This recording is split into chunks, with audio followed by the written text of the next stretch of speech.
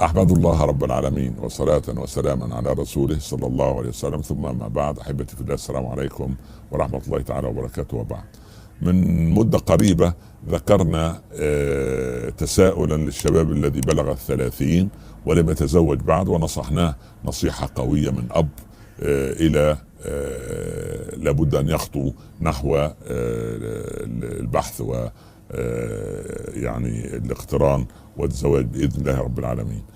كلمة اليوم إلى الأمهات المنزعجات على بناتهن التي كلما تقدم لهن شاب ذهب ولم يعد، وهناك نوع آخر لم يتقدم لها أحد رغم جمالها وأسرتها وإجازتها العلمية والمواصفات التي تشجع أي شاب أن يتقدم لها. فتتعجب الأم كلما حضرت عرسا لقريبة لها أو بنت قريبة أو بنت صديقة، وتتعجب وتقول في نفسها: عجيبة، بنتي في الجمال أضعاف هذه، في الخلق أفضل من هذه، في الأسرة أحسن من هذه، بالعكس هي ترى أن ابنتها هذه لم تحدث في التاريخ إلا مرة واحدة في بيتها. على كل هذه قناعة أم، وهذه طبيعة أي أم معجبة بابنتها.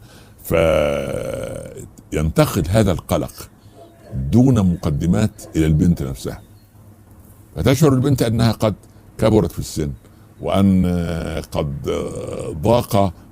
ضاقت المساحة على الشباب المتقدم، ويتهم شباب المحلة أو زي ما نقول المكان أو القبيلة أو العشيرة أو الناحية التي تسكن فيها أنهم مصابون بالعمى والعمى.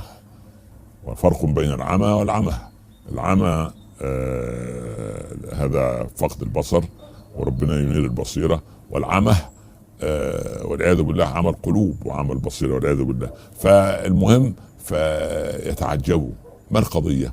أولا، رزق البنت لم يأتي بعد في عريس، هذا رقم واحد. يعني الرزق لم يأتي بعد، هذه تماما تضعها بجوار المطر الذي ينزل من السماء، الرزق الذي ينزل من السماء، وفي السماء رزقكم وما توعدون، الرضا الذي ينزل من السماء رضي الله عنهم ورضوا عنه، السكينة التي تنزل من السماء أنزل سكينته على رسوله وعلى المؤمنين، الحب الذي ينزل من السماء يحبهم ويحبونه، الإصلاح بين الزوجين الذي ينزل من السماء وأصلحنا له زوجة. أيضا رزق الزوج أو رزق الشاب العريس الذي يطرق الباب ليتزوج، هذا رزق لم يأتي بعد، كالجنين الذي لم يكتمل في رحم أمه بعد 7 أشهر أو 9 أشهر، وله أوان لأن ينزل أو يهبط إلى سعة الدنيا ونورها بعد ضيق الرحم وظلمته.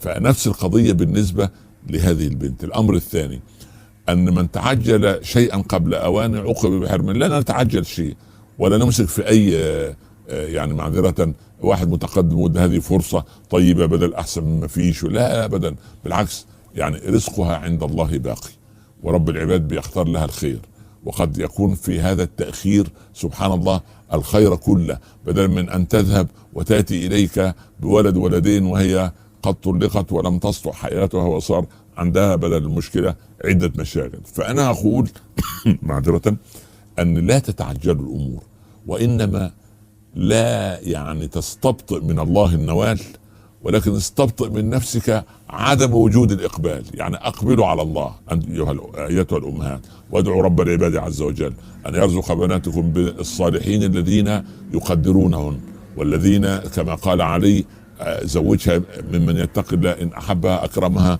وإن أبغضها لن يظلمها. لكن يزوجها لواحد يقطع رحمها والعياذ بالله ويظلمها ويؤذيها لا بالعكس، اصبروا وصابروا وانتظروا، وسوف يأتي هذا رزق من الله، سوف يأتي للبنت في الوقت الذي يريده الله، لا في الوقت الذي تريده الأم، وبالطريقة التي يريدها الله، لا بالطريقة التي تريدها الأم.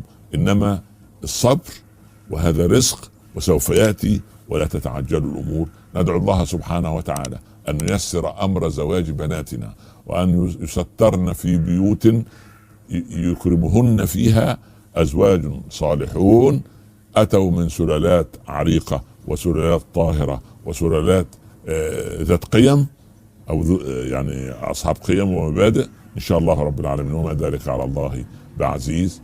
وعمر يسأل سؤال. هل في دعاء معين يتقال؟